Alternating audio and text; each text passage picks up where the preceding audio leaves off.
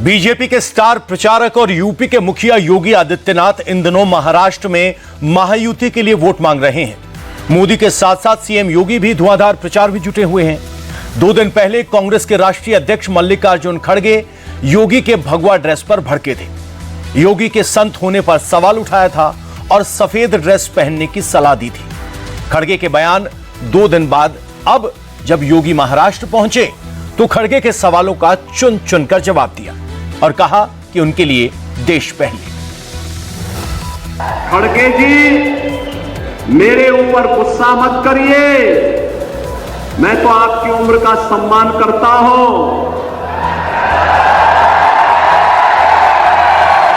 आपको गुस्सा करना है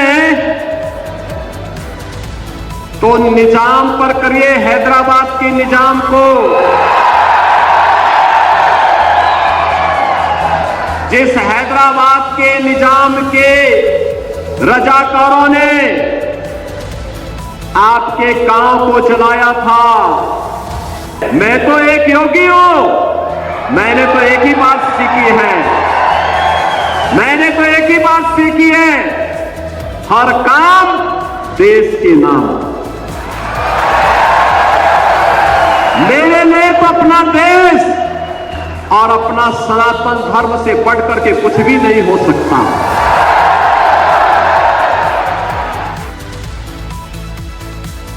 मल्लिकार्जुन खड़गे की रैली आज महाराष्ट्र में नहीं थी, इसलिए उनका जवाब तो नहीं आया, लेकिन राहुल गांधी की बुल्ढाना और गोंदिया में पब्लिक मीटिंग्स होनी थी। बुल्ढाना की रैली हेलीकॉप्टर में खराबी होने के कारण कैंसिल हो गई।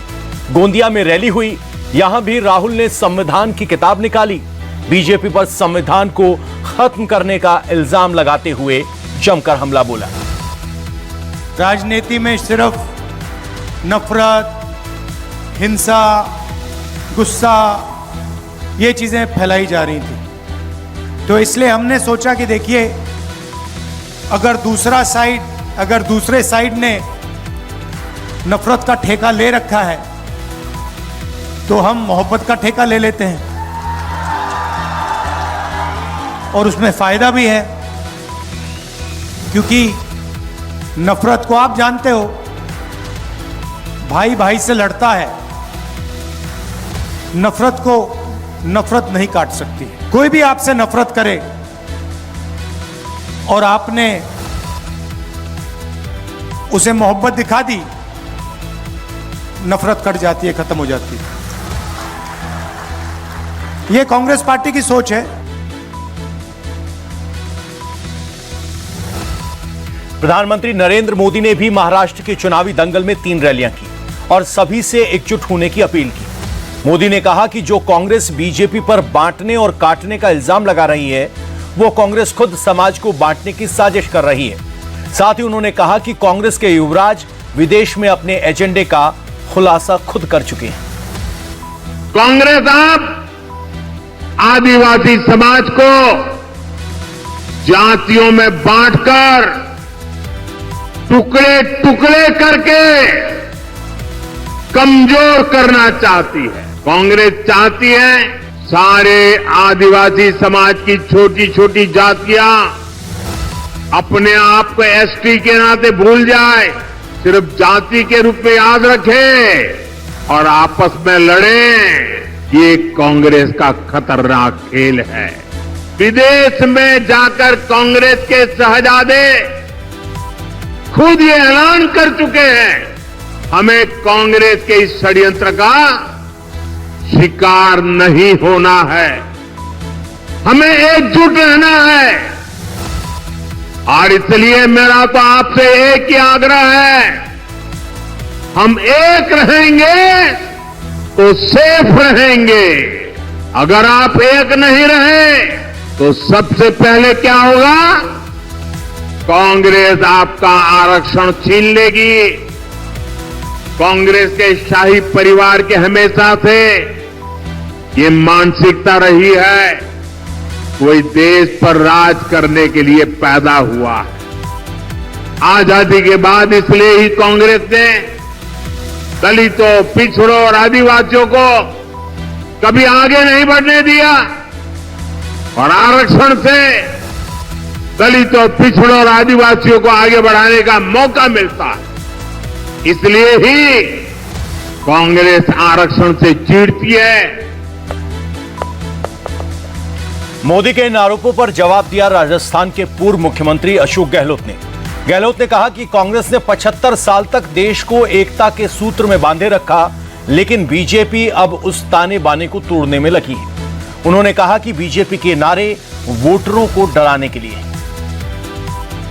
आप डरा रहे हो, धमका रहे हो, आप क्या कह रहे हो? इसके मायने क्या निकलते हैं? एक रहेंगे तो सेफ रहेंगे, तो बाद में नारा लाया है इन्होंने लिमिट कंट्रोल करने के लिए।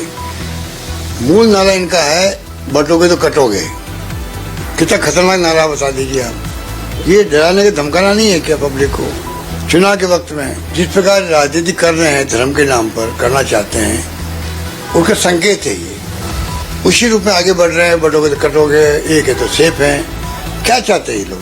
एक रखते रखते हमने 70 साल निकाल दिए करीब, और देश एक अखंड रहा है। आप उनको बढ़ाना चाहते हो, आप कमजोर करना चाहते हो, ये उचित नहीं कहा जा सकता। वहीं दूसरी तरफ अजित पवार ने मोदी के नारे का स्वागत किया। उन्होंने कहा कि एक रहेंगे तो सेफ रहेंगे, इस स्लोगन में कोई बुराई नहीं है, लेकिन बटेंगे तो कटेंगे का नारा ठीक नहीं है। साथ ही उन्होंने कहा कि महाराष्ट्र में इस तरह का नारा नहीं चलेगा। हम सब एक रहेंगे तो सेफ रहेंगे, इसमें क्या खराबी? इसमें एडिशन क्या है? नंबर 1, मुझे तो उसमें कोई गलत नहीं दिखता।